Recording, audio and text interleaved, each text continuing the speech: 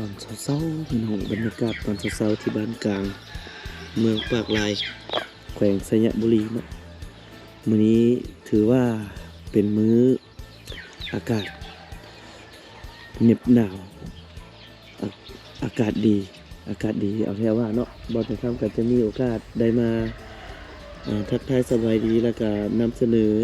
ภาพบรรยากาศวิถีชีวิตเฮือนซานบ้านซ่องของพี่น้องชาวบ้านกลางเมืองปากลายแขวงสยบุรีในมื้อนี้นะพี่น้องเนาะก็ทักทายสบายดี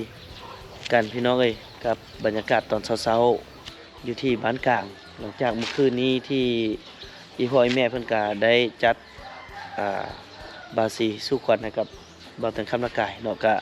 เฮงได้พี่น้องเมื่อวานนี้เดินทางมาก็จัดไปซื้อหวย 3,000 กีบเนาะเป็นเลข2ตัวท้ายก็ได้ไป180,000 กีบเนาะถ้าเป็นเงินไทยก็น่าจะประมาณ300 บาทก็ถึงว่าจะเป็นจำนวนเงินที่น้อยๆพี่น้องก็เป็นเงินเฮงเนาะเงินเฮงของทีมงานเฮาเบิ่งบรรยากาศพี่น้องบ้านเฮือนของเพิ่นเราแต่คำสังเกตเห็นว่าเฮือนซานของเพิ่นนี่จะเป็นรูปลักษณะเดียวกันจนเบิดเลยเป็นเฮือน2ชั้นเนาะมีไม้เป็นชั้นเทิงเนาะแล้วก็ชั้นลุ่มนี่ก็จะเป็นดินเพิ่นจะก่อดินขึ้นมาหลายจนเบิดเลยตอนเช้าๆนี่เฮาก็สิเห็นฝูงนกพี่น้องฝูงนกบินออกไปหาอยู่หากินเนาะก็บ่งบอกให้รู้ว่าตอนเช้าแล้วนี่พี่น้องโอ้ยสวยงามนกหลายแห้งเลยบ้านนี้บ่งบอกให้พวกเรารู้ว่าในตอนเช้านี่ก็สิกะเกี่ยมไปหาอยู่หากินเฮ็ดเวียกตามหน้าที่ของเฮา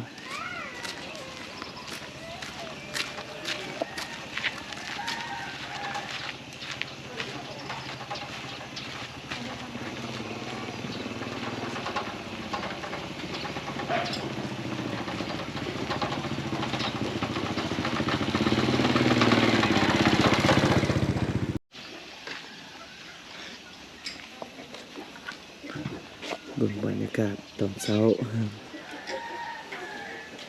แบ่งหน้าที่กันผู้หนึงก็ตากเครื่องโอ้เตรียมออกงานต้องเช็คก่อนเนาะเช็คก่อน สบายดีตอนเช้าๆเด้อโอ้อยู่แถวนี้แหละเขาเจ้าใช้แต่รถอันนี้เนาะใช้แต่รถซิงนี่เพราะว่าอยู่ในขอบเขตนี้มันเป็นผู้พี่น้องส่วนหลายจะเป็นแบบจะบ่ค่อยมีท่องเพียงเนาะจะมีแต่ผู้แต่ขาเพิ่นก็จะใช้รถซิงแบบนี้แหละในการลากแก้เพราะว่ารถนี้มันแห้งเนาะซ้ำผู้นี่สบายเลย เพิ่นก็ต้องเช็ครถประเดี๋ยวบ่เตียงข้ามพาเลาะไปเบิ่งวัดบ้านเพิ่นเพราะว่าอยู่บ้านเพิ่นนี่นับถือศาสนาพุทธเนาะก็สิมีวัดอยู่แปะน้ำเพิ่นเอิ้นน้ำหยังก็น้ำพูนว่ะน้ำพูนเดี๋ยวเฮาเลาะเบิ่งพี่น้องมีผู้ใดเฮงถึกเลขในบ่วานนี่อ๋อเห็นบอกแขกมายังถึก โอ้นี่เฮือนคือกันหมดเลยเฮือนนี่คือกันหมดเลยคิดว่าเฮือนจัดสรรพุ่นแหละคิดว่าเป็นเฮือนจัดสรรบ่แม่นเนาะ พุกไว้คือกันหมดเลยตั้งแต่นอกทางพุ่นเลยเจ้าโอ้นี่เพิ่นถือศาสนาพุทธเพิ่นก็จะมีวัดมีว่าเนาะอันนี้ก็จะเป็นซุปเปอร์มาร์เก็ตมินิมาร์ทพี่น้องมินิมาร์ทประจำหมู่บ้านตอนสมัยพอแต่ขับมาใหม่ๆกับน้องๆส้มห่อตองเหลืองเขาเจ้าก็มาซื้อข้าวต้มขนมอยู่นี่ก่อนไปโรงเรียนเนาะก็หลายปีละตอนพวกเขามาสุดครั้งที่1น่าจะเป็นครั้งที่2พี่น้องครั้งที่2ก็จะมีร้านอยู่นี่ก็เพิ่นก็จะขายเครื่องย่อยเนาะอยู่ในเฮือนเลยขายอยู่ในเฮือนเลยเดี๋ยวพา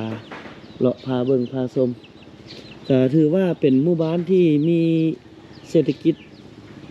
ดีพอสมควรเลยเนาะเบิ่งจากลักษณะการปลูกสร้างบ้านวางผังบ้านวัดว่าที่เพิ่นก่อสร้างมานี่ก็ถือว่าเป็นหมู่บ้านที่เจริญขึ้นหลายเติบเนาะบ้านกลางเมืองปากลายแขวงไชยบุรีพี่น้องเอ้ยเมืองหลังนี้ก็สุดยอดเลยไม้ทั้งหลังสันเทิงกับไม้สันลุ่มกับไม้จะเห็นหลังเดียวนี่เนาะที่เพิ่นใส่ไม้ทั้งหลังเลยเดี๋ยวเขาเบิ่งวัดจักหน่อยหนึงก่อน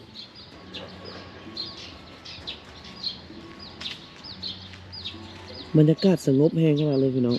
ในช่วงยามเช้าๆอากาศก็เย็นสบาย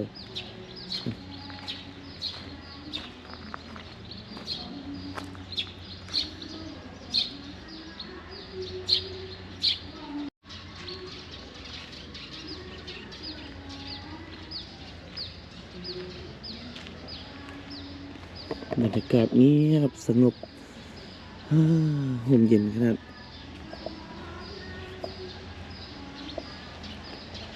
เดี๋ยวบ่เตียนคำพาย่างไปเบิ่ง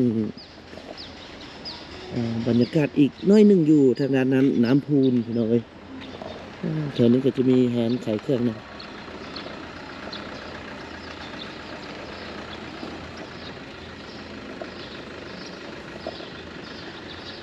สะอาดสะอาดนะพี่น้องวัดนี้สะอาดสะอาด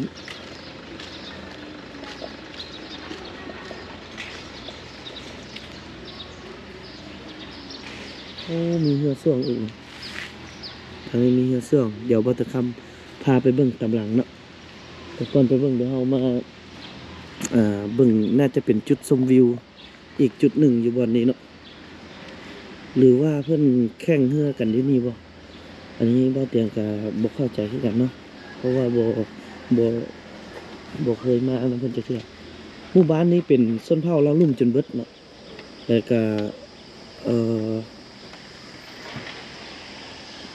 มีเป็นว่ามีหลังคาเฮือนเนี่ยประมาณ200กว่าก็ถือว่าเป็นบ้านใหญ่พอสมควรเลย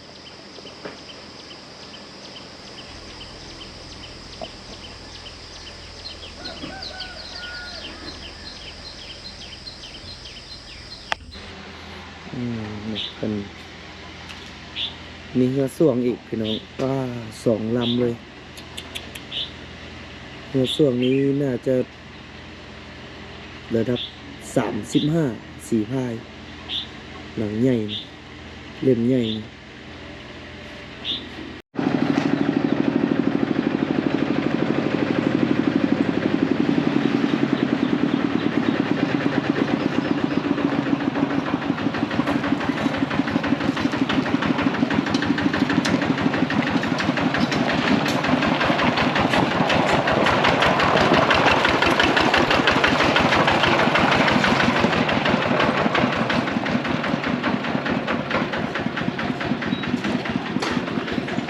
น้องอันนั้นก็จะเป็นบรรยากาศในช่วงยามเช้าๆเนาะให้พี่ให้น้องได้เบิ่งเล็กๆน้อยๆก่อนที่พวกเขาจะมีกิจกรรมบ่เตียงว่าจะเดินทางเดี๋ยวจะไปเบิ่งโรงเรียนให้กับบ้านกลางเนาะเพราะว่าเพิ่นมีโครงการการก่อสร้างกำแพงหัวโรงเรียนเพิ่นเดี๋ยวเราก็จะไปเบิ่งเพื่อหลายๆท่านอยากจะสมทบทุนร่วมกับการก่อสร้างโรงเรียนผู้ใดที่มักเฮ็ดมักสร้างเกี่ยวกับทางด้านการศึกษาเนาะก็เดี๋ยวบ่เตียงคำสิพาพี่พ่อน้องไปเบิ่งว่าผู้ใดได้ให้นี่บุญมีบ่นี่แล้วก็ตื่น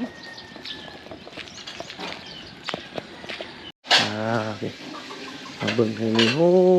ทางพี่ตะลูกไผ่นี่คือมันแท้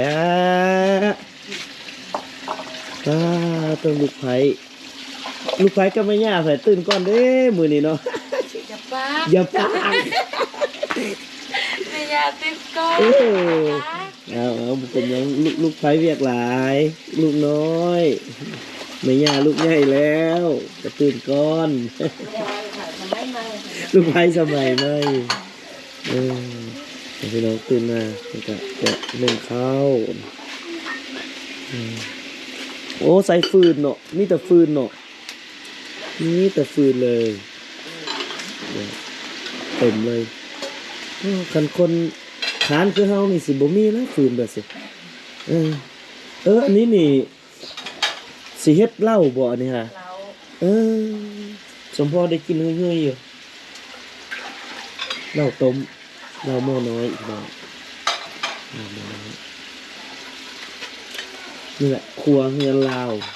จะประมาณนี้นะตื่นเช้ามาก็เพิ่นก็จะนึ่งข้าวช่วยข้าวบ้านเฮาบ้านบ่เตียงเอิ้นว่าช่วยข้าวทั้งพี่เอิ้นว่าแนวใดวีว่ะช่วยคือกันเนาะบางบ่อนว่าวีข้าวซั่นเนาะซับของนี่มันบ่คือกันนะนั่นซับแต่ละบ่อนก็จะแตกต่างกันข้าวเหนียวสลายอยู่แถวๆลาวเกือบว่าทุกภาคแม่นไปกินข้าวเหนียวเป็นหลักเลยนี่ตรงนี้ก็ขึ้นอ่ายเรียบร้อยอันนี้ก็ลูกไผ่เด้ลูกมาค้างหัวเข่าให้แม่ย่าแต่เด้อก็เป็นตาอ้ายเลยดิเรียบร้อยก็เป็นอย่างดอกลูกไผ่สมัยใหม่ให้แม่ย่านึ่งข้าวให้กินรสเดี๋ยวก่อนจะไปกิจกรรมพี่น้องก็เอาให้พี่น้องได้เบิ่งในซ้ำนี้เนาะเดี๋ยวพวกเรามีกิจกรรมอย่างให้พี่ให้น้องได้เบิ่งกันรอติดตามกันวันนี้เนาะ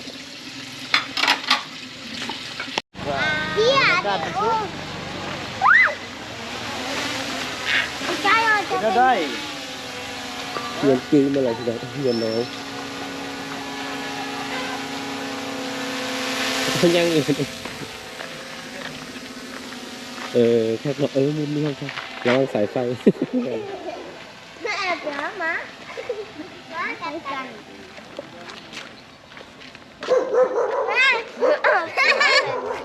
อย่ากระยันมาขยันโดน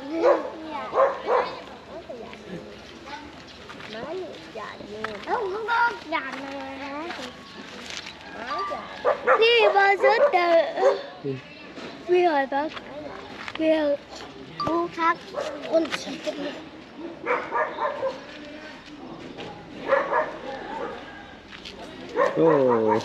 tòng come on đi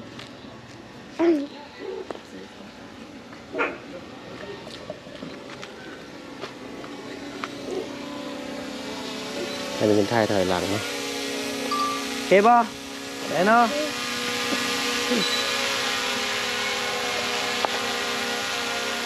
ลงมาบาทนี้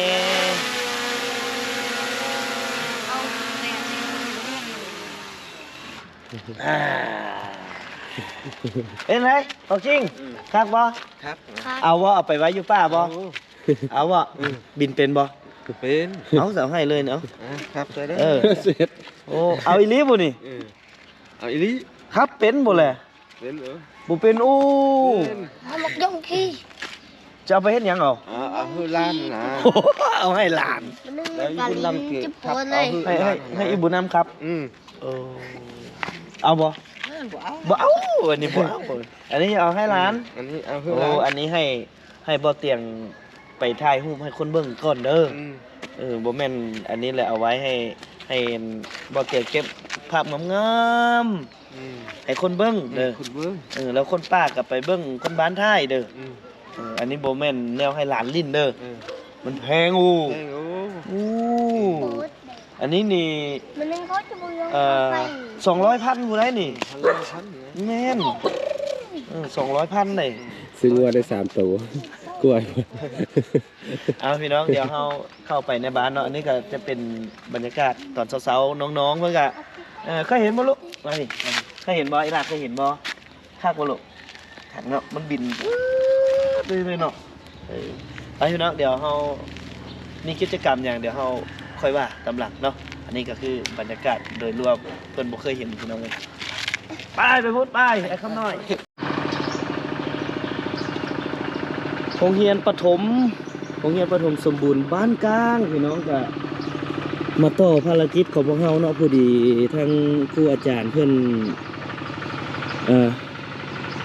เรียกร้องมาพี่น้องเอ้ยให้บ่แต่คำมาเบิ่งเพิ่นกำลังเฮ็ดหัวกำแพงโรงเรียนเพิ่นเนาะก็สิมีคนอุปถัมภ์มาพี่น้องเด้เพิ่นจะแบ่งเป็นล็อกแบบสีไว้ให้เนาะก็อุปถัมภ์โดยผู้ใดที่อุปถัมภ์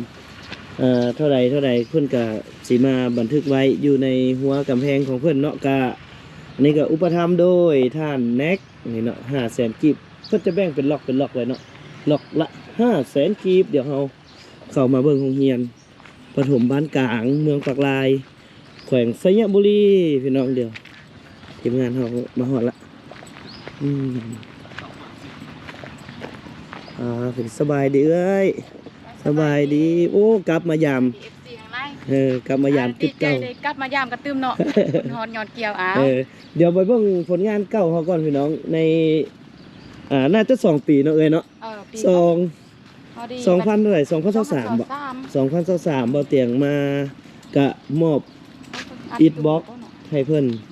ห้องใดห้องหนึงก็ได้เดี๋ยวเขาเบิ่งเพิ่นตอนนั้นเพิ่นจะขั้นห้องพี่น้องบ่เตียงก็มอบไปละครั้งนึงเนาะก็เงินจาก FC ละเพิ่นฝากมาว่าเอาฝากไปเฮ็ดเกี่ยวกับแบบซีหน่อยเด้อบ่สินะมันเป็นยังตัวนี้ฝากเก่ามันบ่อันนี้ฝากเก่าเนาะอันนั้นอ๋อใส่เสดาเพิ่นใส่กระแจแล้วเนาะห้องนี้ถ้าก็ใส่เดี๋ยวเฮาเบิ่งผลงานเก่าเฮาเพิ่นก็เป็นโรงเรียนของอันชาวเผ่าต้องเลือกมาเข้าแม่นแห้งทำอิฐเนาะแม่นก็แห้งแทบิดแล้วก็แห้งเดียวที่ฮับเอาเนาะฮับเอาพี่น้องเผ่าตองเรืองมาเพิ่นล็อกแล้วเนาะก็บ่เป็นหยังเพิ่นเฮ็ดเรียบร้อยละก็เฮาช่วงนั้นเราก็มามอบอันอิฐบล็อกเนาะเท่าไหร่ก็จักก้อน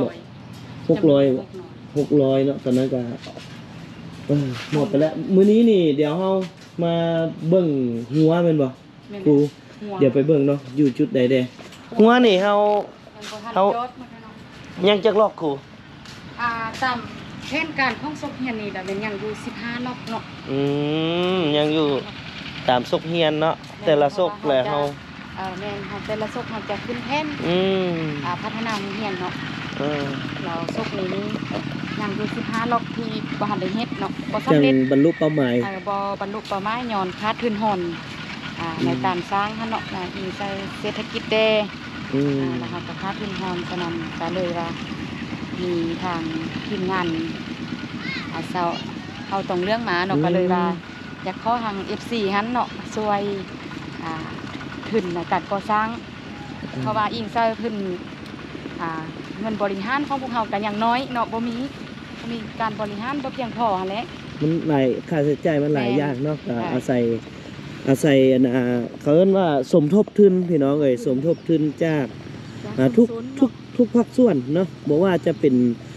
บริษัทห้างร้านลักษณะแบบนี้เนี่ยกับชาวบ้านทุกคนเลยเนาะเพราะว่าจังใดก็เฮาก็ต้องได้สร้างฮอดนี่มันบ่เป้าหมายเฮาฮอดนี้แผนการซกนี่เนาะแผนการยังมีซกต่อไปยังหลายใช่บ่เฮ็ดไปแต่เทื่อละน้อยเนาะอีกใส่การชุกมือของธุรกิจทางร้านแล้วก็มหาชนเนาะก็ยอมรับเห็นหมู่บ้านเพิ่นนี่เป็นหมู่บ้านที่ใหญ่ๆแล้วก็ถนนหนทางเนาะเทคอนกรีตบ่เลยเทคอนกรีตยอมรับอยู่อันนั้นเป็นโรงเรียนมอต้นเนาะซึ่งติดกับประถมนี้อันนี้โรงเรียนประถมมีป่านนี้จะมีอยู่2แห่งกันอันนี้จะเป็นโรงเรียนของพี่น้องชนเผ่าตองเหลืองเพิ่นมาเนาะแล้วบัดนี้ค่าใช้จ่ายในการเฮ็ดนี้สมมุติว่าคนมีเงินน้อยอยากซอยคนมีเงินหลายอยากซอยบ่ซี่แหละซอยได้จังได๋แน่นี่เฮาเฮ็ดจังได๋ตามแผนการและตามนายสร้างเพิ่นคิดไร่ไว้ล็อกนึงนี่จะแม่น1,500,000 กีบเนาะล็อกนึงเพราะว่าเฮาจะมีคิดไร่มีอิฐมีปูนมีทรายมาก่อแล้วก็โบกคือดังอันตัว10ล็อกเนาะล็อก1,500,000ก็10ล็อกก็15 ล้านเนาะแต่มันก็ อิงเศรษฐกิจทะเล แม่นๆ ผ่านมาเฮาสร้างหุ่นให้ล็อกหนึง700,000กีบมันก็ อืม ค่าของสีมันขึ้นไปนำ วันนี้ เนาะ ค่าสร้างอีก ค่าสร้าง ค่าสร้าง อยู่ในนั้นหมด อืม อ่า ทั้งค่าสร้างทั้งซีเมนต์ทั้งบล็อกทั้งทรายอีกแห่อีกแล้ว เออเพื่อให้สำเร็จ สำเร็จ เขา แต่ บอก ว่าอิงเซอร์อันทางด้านจิตใจเนาะ อืม การช่วยเหลือตามความสามารถเฮาก็บ่กำหนดแล้วเฮาก็จะจังรวมเป็นรายชื่อ 100,000 200,000อย่างนั้นเนาะ 100,000 ซื้อ500,000ผู้มีทุนน้อยทุนหลาย ก็สมทบทุนไปในนั้นเนาะ จ้า ตามห้างแบบมันเขาเจ้าจะเขียนล็อกซะแบบนั้นนั่นแหละ อืม จะเขียนใส่ผู้อุปถัมภ์ลูกค้า ตัวทุกรายชื่อเนาะ ทุกรายชื่อเขียนใส่ เอาพี่น้องก็เป็นไอเดีย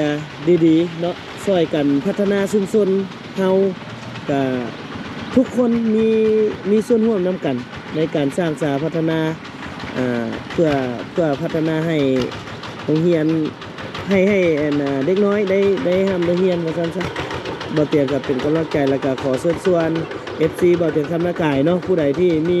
เล็กมีน้อยมีร้อยมีพันก็ซอยๆโรงเรียนบ้านบ้านกลางเมืองปากลายแขวงสยามบุรีพี่น้องก็ติดต่อทางบ่เตียงคำได้เนาะเดี๋ยวทางเพจนี่บ่เตียงคำสิขึ้นรูปแล้วก็ใส่เบอร์โทรของครูอาจารย์เพิ่นนำเบอร์โทรตามเบอร์โทร WhatsApp ที่ให้น้องเลยเนาะ จ้า โอเคเอาขอบใจหลายๆเด้ ใจเด้ อ อ มากินข้าวบัดนี้ป้าขอบใจเด้อขอบใจแม่หลายๆพี่ไอ้บุ้มมี่สบายดี ใบดีเด็ก สบายดีแน่ นี่ สบายดี ใบ ส ดี บายดีมากินข้าวแล้วกันพี่น้องตอนเช้าเดี๋ยวกินข้าวแล้วก็บ่เตรียมก็สิได้ออกเดินทางเลยเนาะเพราะว่าเส้นทางเฮายังยาวไกลก็ต้องขอบคุณขอบใจทางพ่อทางแม่แล้วก็ทางน้องบุญนำน้องบุญหลานบุญมีแล้วก็น้องไผบุญตอง เอามันบุญเบิดซะ อันนี้ก็บุญสุขอันนี้แหละบุญเตียงบัดนี้เนาะบุญน้ำกันกินข้าวบัดนี้ใช่เฮากินข้าวกินข้าวก่อนมากินข้าวไอ้บุญมีกินข้าวไอ้บุญมีเด้อมาเด้อขออนุญาตกินข้าวก่อนพี่น้องก่อนที่จะออกเดินทางเดี๋ยวเรากินข้าวก่อนกินข้าวแล้วเรียบร้อยเลยพี่น้องคนป่านี่บ่กินข้าวเลยกินแล้วคือเหงาแท้คิดคือเหงาแท้คิดฮอดป้าล่ะบ่ผมเหงา คิดฮอดป้าแม่นบ่คิดฮอดผู้แม่นบ่อยากไปใส่มองอยู่ห้วยหยังก็ น้ำห้าง ห้วยน้ำห้าง ห้วยห้อยคนนี้ ห้อย บ่แม่นห้วยน้ำห้างห้วยห้างก็อยู่ฟูนทั้งนี้นี่อยู่ห้วยห้อย โอ้อยากไปใส่มองแห้งแล้วเนาะ จักใส่มองแห้งเด้อ คนป่าคิดว่าป่าแล้วพี่น้องมาอยู่เมืองเลยเงางอดรถอยู่บ่ได้เนาะ อยู่บ่ได้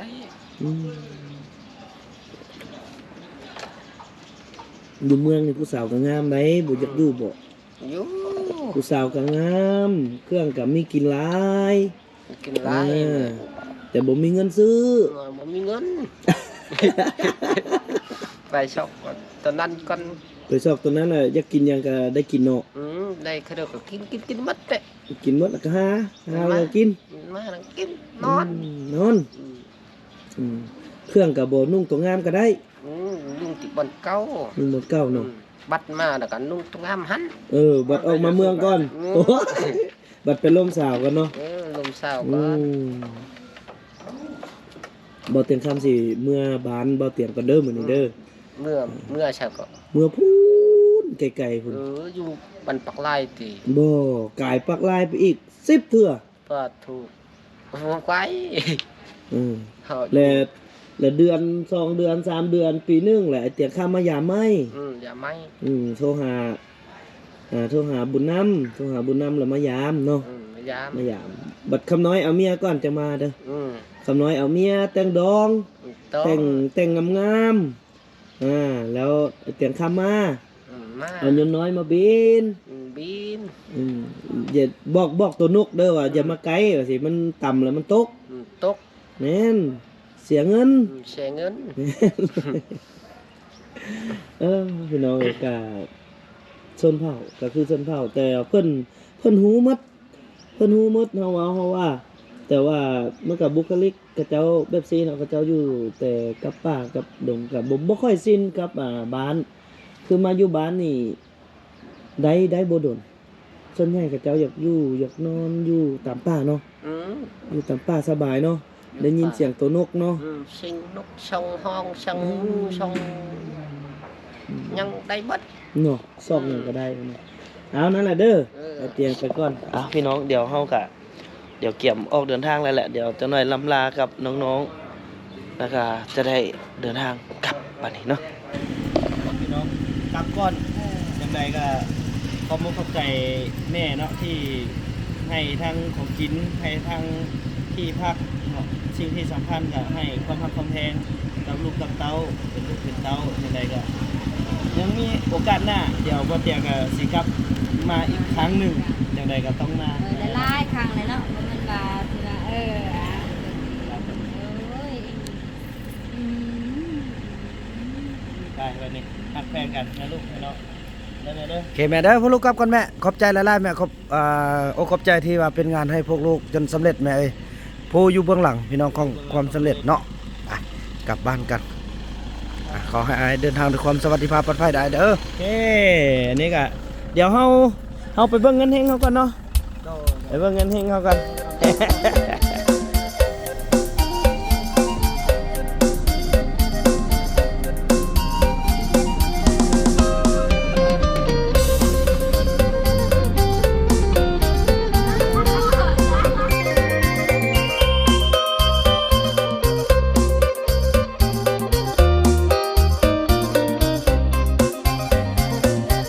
ได้มาครั้งหนึ่งสาบซึ้งอยู่ในดวงใจ ดินแดนที่งามวิไลใครได้ไปเป็นตาสอง ขายเตียงข้ามเพิ่นถึกหวยมีเนาะ หลังจากเราเพิ่นถึกเลขก็ได้มาเอาเงินเลขเงินมันก็มีรหัสมีเบอร์อยู่บ่ นั่นแหละ เลย ไปเงินเฮงโอ้แค่เฮงเป็นบ่ เอาเจ้าสื่ออยู่ซะ เด้อยู่ส้นเด้ส้นนั่นนะอยู่หาทำอิฐเลยเบื้องซ้ายมือเอ็งเฮ้ยซื้อตามมันเลขไอ้อย่างก็เลขเบอร์โทรอันกระเจ้าก็เลยถึกซ้ำ เบิ่งรหัสพร้อมกันเลยก็นี่เนาะบ่แม่นแต่มีจักเจ้าอยู่มีจักเจ้านี่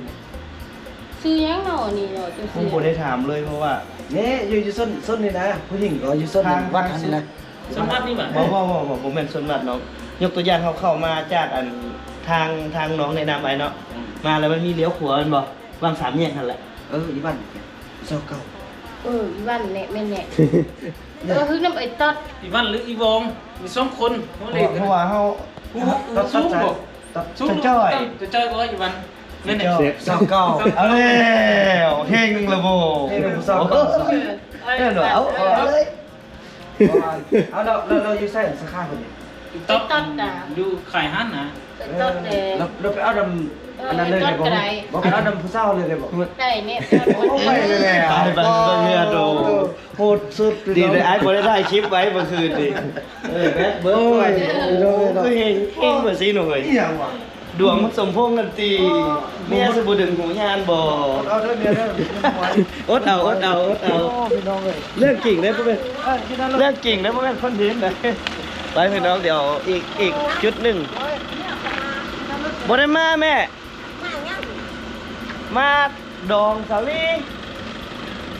มาถ่ายมาดองสาลีโอ้เฮ็ดหยังเลยแม่โอ้อย่างเส้นนี่ ซุปจะเส้นเอาซอย นี่เห็นบ่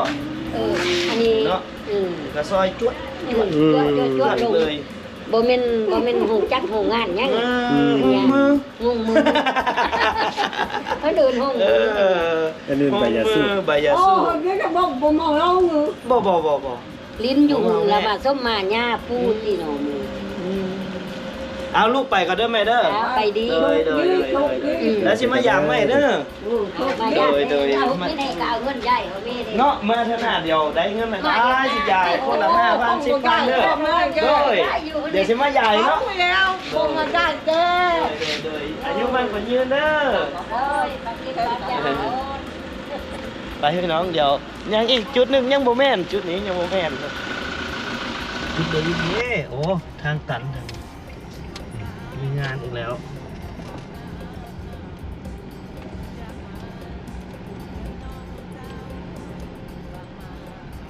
โอ้เขียนเนาะเขียน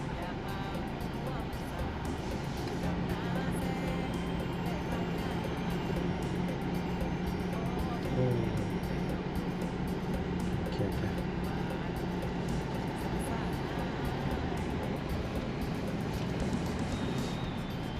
วิทย์บ่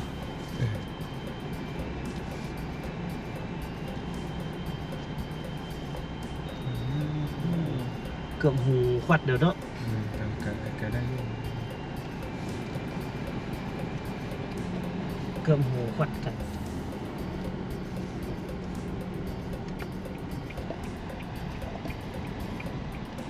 น่าจะซอยตัวนั้นเนาะเฮาเข้าตัวนั้นเนาะ แม่นซอยเงี้ยขึ้นสื่อเลย แม่นบ่ซอยเนี่ยบ่แม่นซอยตัว บ่แม่น ซอยตัวผู้ คือว่าพุ่นน่ะซอยเทิงพุ่นน่ะคือว่า แม่นบ่ ผัด เข้ามาได้ ข้างโรงเรียนได้ข้างโรงเรียน ฝั่งนั้นละปั๊มเนาะไปสิเห็นแล้วบ่เปลี่ยนกับบ่ได้ถามซื้อเพิ่นเลยบ่ได้ถามเลยว่า ผู้ขายเลขซื้อหยังเพราะบ่คิดว่าสิมีโชคนะ เนาะบ่คิดว่าสิเฮงปานนี้ ซื้อเปิ่ง10,000ก็ดีแล้ว บอก10,000ก็มีก็ซื้อ 3,000 อันนี้ละเหลือเงิน 12,000 เหลือเงิน 12,000 ก็เลยจัดไป ตึก 3,000 เนาะ 3,000 กีบคือว่าวัดโค้งๆนี่เนาะคือว่านะแต่บ่ได้ใจว่า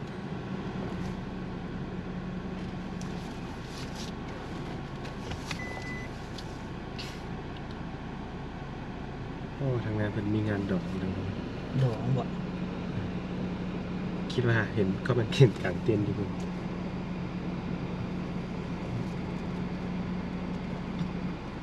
เราดูคือเราคือทองนี้ซะมีคนอยู่ที่เขาเรียนเลย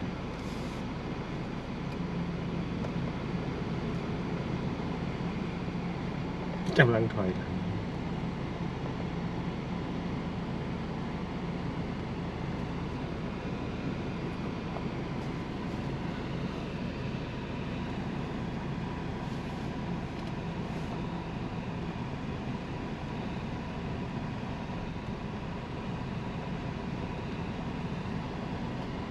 คือแบบซอยนี้วะ บ่ซอยพุ่นซอยพุ่น นั่นนะ บ่แม่นซอยนี้แม่น3แยกนี่แหละ3แยกนี่เบิ่งซ้ายมือดิข้างหน้าเฮือนน่ะ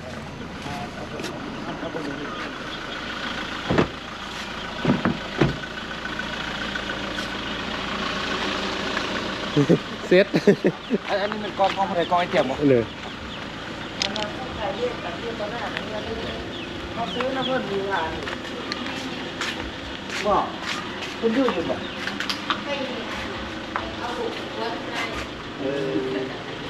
คือเราลุกขึ้นเลขง่ายซะละเอาเลขนั่นแหละชุด 3,000 กีบเลข2ตัวเนาะอีไปใจกันเลยติเนาะ3ตัว3,000เข้าได้อยู่ที่แหละเขาได้ได้บ่บ่ได้บ่ได้ติเข้ามาลูกสาวเพิ่นซื้อเยอะแหละพี่น้อง3แยกนั่นแหละ ก็เนี่ยก็กระซังสอบเรื่องถึกบ้องบอกถึกบ้องกันได้ โอ้แม่นอยู่เนาะ อีหลีดิพี่น้องบ่ได้มีคอนเทนต์ดิ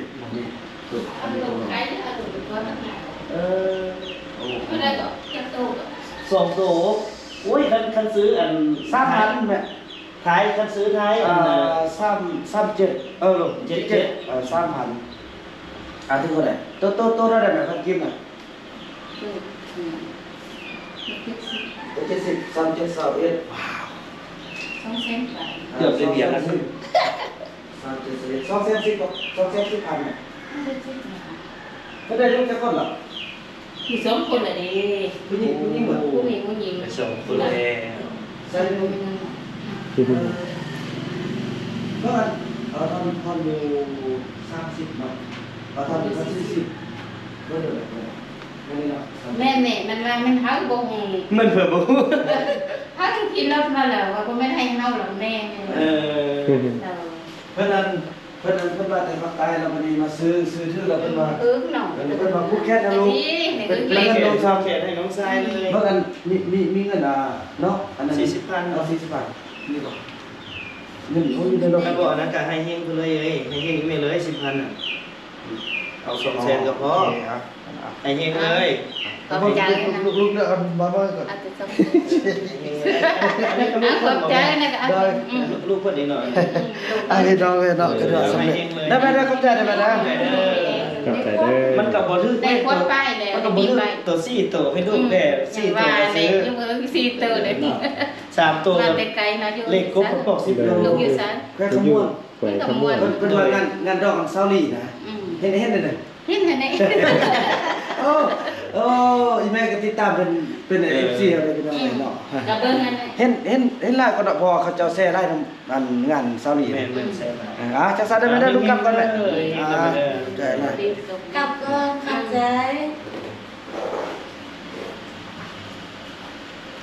บ่ถึกงงบ่โอ้กลัวถึกเลขอีกเพิ่นบอก พี่น้องเอ้ยมันอันไหนบ่สมพอนี่แม่บ่ถึกตีนเมียดิถึกเลขอีก เป็นยัง อ๋อแต่เสื้อมันเนาะเสื้อมันสนุกพี่น้องเพราะเข้าใจเรื่อง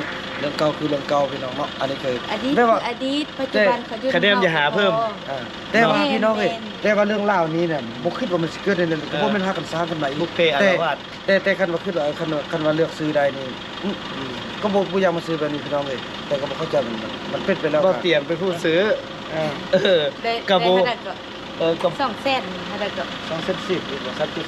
กับบ่ฮู้ว่าเป็นแฟนข้างบ่เป็น ก็มันเคยนี่แหละเห็นว่าโต๊ะตั้งอย่างต่างโอ้เอาโต๊ะมันก็จะเป็นคนไว้หลังแล้วได้เดี๋ยวได้ทุกอย่างแล้วก็อันนั้นเป็นเรื่องเก่าพี่น้องแต่ว่าเรื่องใหม่เราสู้ต่อไปส่วนเขาต้องเลือกพัฒนาเขาต้องเลือกให้หลุดพ้นจากความทุกอย่างก็ต้องไปเนาะ เอาเฮง ขอบใจเด้อขอบใจ